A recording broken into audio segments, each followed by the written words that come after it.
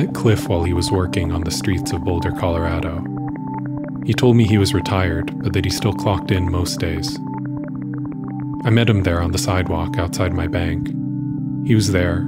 He was multitasking. He was half focused on sizing me up, trying to figure out whether I would be receptive to his views on gender and the afterlife, and half focused on his 3 dogs, who were down at his feet, tangled in their leashes. Cliff said to me, "You know, Jeff, all I'm trying to do is plant some seeds. Do you wish I was more liberal?" And I said, "No, Cliff. I wish you were more moderate." The dogs looked happy to be there. Cliff did too. And I'd met a couple street preachers before. Most of them seemed angry and oversensitive. But Cliff was neither. He was all smiles, and he didn't get upset with me when I disagreed with him. I asked him what his story was, and he told me he used to be Catholic. And then for a while he was an atheist. Then he became a Christian, and that's what he is now, just a Christian.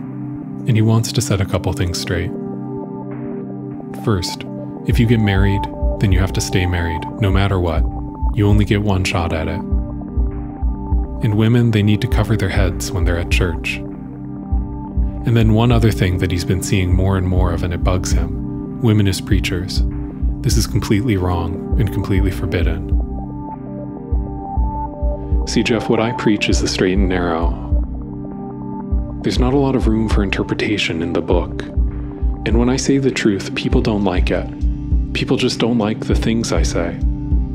He tried in vain to hand a pamphlet to a person walking by. But I do like you, Jeff. I've been doing this for over 10 years, and in all that time, only a couple people have ever actually stopped to talk to me. And so he invited me over for dinner, Monday at 5:30 p.m. His house surprises me. If I didn't know who lived there, I would have expected someone my age to open the door.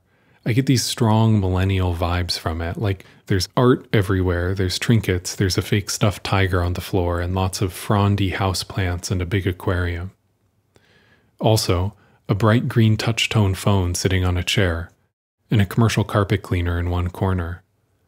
The lights are off in the living room, and the 3 dogs occasionally run laps around the table and bark at cars.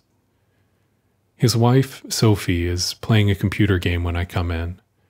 She's quiet but friendly, and early in the morning she works at the elementary school down the street as a custodian.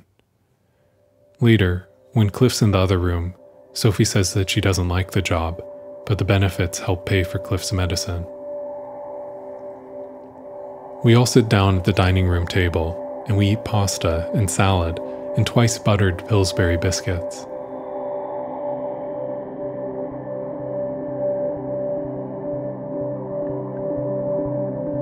"I'm glad you asked me about my first wife," Cliff says. "I can explain. I think you might think I'm a hypocrite, but I can explain." His first wife cheated on him with his best friend, and so they got a divorce.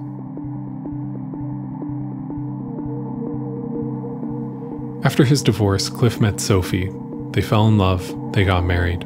They raised 4 children together. And years later, Cliff started reading the Bible, more and more. And he saw things in there that made him uncomfortable. He started asking his friends and his preacher and found out that his worst fears were in fact true. He was displeasing God by remarrying, strictly forbidden. So Sophie moved downstairs. Cliff points across the table, and my eyes follow his gesture, through the darkened living room and into what used to be the study. And to my surprise, I see a twin-sized bed in there. Cliff hints that they haven't slept together since.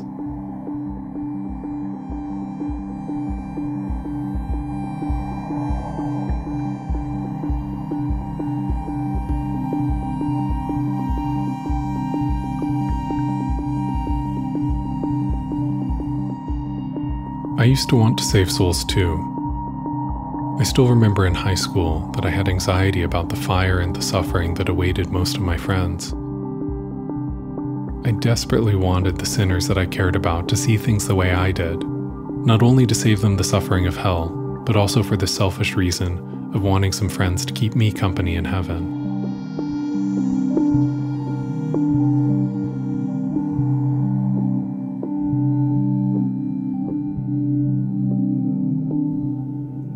I ask him, Cliff, of all the things in the world, what worries you the most?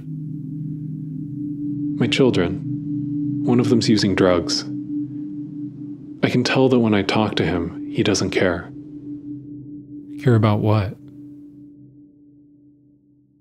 He looks down for a moment, but then he looks excited again and rushes upstairs to get some literature for me to take home. Sophie and I talk a bit. She wishes she could retire so badly, but they really do need the benefits. He comes back downstairs beaming, and he hands me some papers. I ask him, Cliff, do you think you've ever saved any souls? He says, maybe. I'm not sure. And then he says it again. I'm just trying to plant some seeds here. I'm just trying to plant some seeds.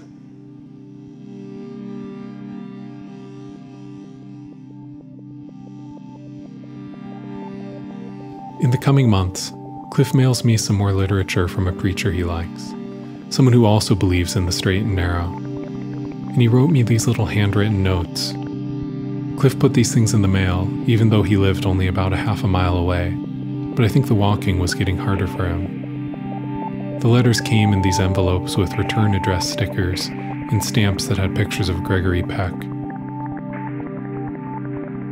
Cliff will probably be out there again tomorrow on the streets of Boulder, Colorado. He says he doesn't take many days off. He has pamphlets to hand out, and his dogs have barks to give.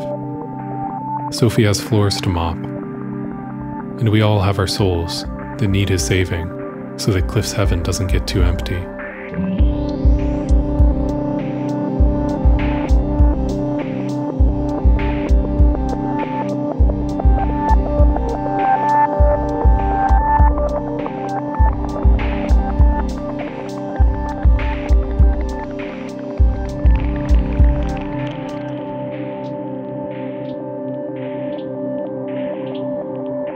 Here be monsters.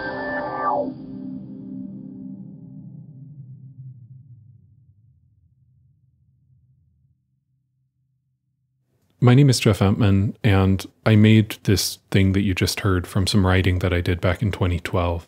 It's something I wrote and then kind of forgot about on my hard drive, and I was looking around the other day for something completely different, and I came across this writing, and I read it, and you know, I just wanted to share it with you. I did edit it, and I also did change the names. While I was researching a little bit for this piece, I do think I came across an obituary for Cliff. I'm not 100% sure it was his, just because I never wrote down his real full name. But I'm probably about 80% sure that it was his obituary. So I've been thinking about that. I don't know quite what it makes me feel, but it makes me feel something. Anyways, you know, this isn't a full episode or anything like that. This is just kind of something small that I found I wanted to share with you in the meantime while I'm getting the next full episode ready. But before I end this, I just want to share two pieces of news with you. And the first thing is that I really like last episode. That's episode 153 called Klänge from Berlin. One of my big problems with podcasts is that they tend to get buried really quick. They tend to kind of disappear from people's feeds and disappear from people's minds. And so I was thinking, like, is there a way that I can make this episode feel a little bit more permanent? And so what I've done is I've released high quality recordings, not like the compressed version that you hear here on the feed, but like high quality recordings that you can download and keep forever. I released this under my musical name, which is The Black Spot. And so if you go to theblackspot.bandcamp.com, there's an album of all the field recordings from last episode up there for sale. And for the next month or so, up until the end of June 2022, I'm going to take all of the profits from that album and I'm going to donate them to the International Committee of the Red Cross. So again, the album, it's up on Bandcamp. It's theblackspot.bandcamp.com.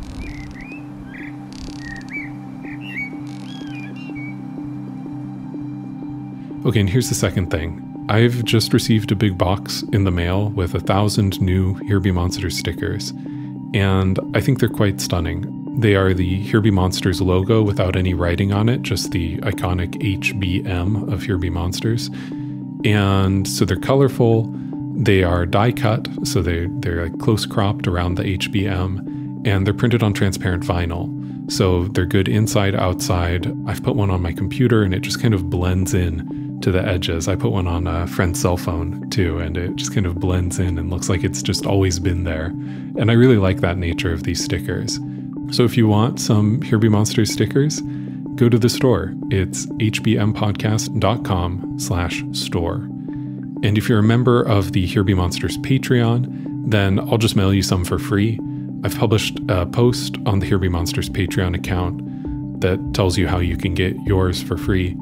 And if you'd like to join the Patreon, that's at patreon.com/hbmpodcast. There's a community of 100-some people there who send a little bit of money each month to keep this show going. And that's my 2 pieces of news. So I'll be back in a couple weeks here with a full episode. The music on this episode came from The Black Spot. Thanks for listening. More episodes soon.